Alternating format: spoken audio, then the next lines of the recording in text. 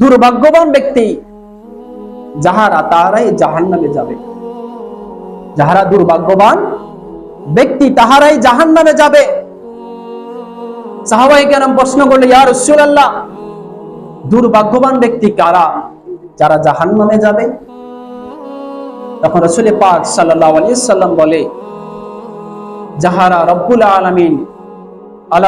আলামিন যে তাহাদেরকে আমলের কথা বলেছে, তারা একটি নেক আমল কাজও করে নাই।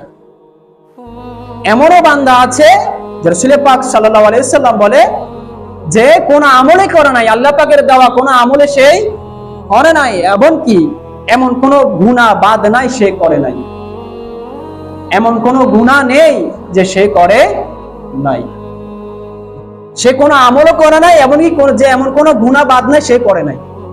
ওই ব্যক্তি হচ্ছে দুর্ভাগ্যবান ব্যক্তি।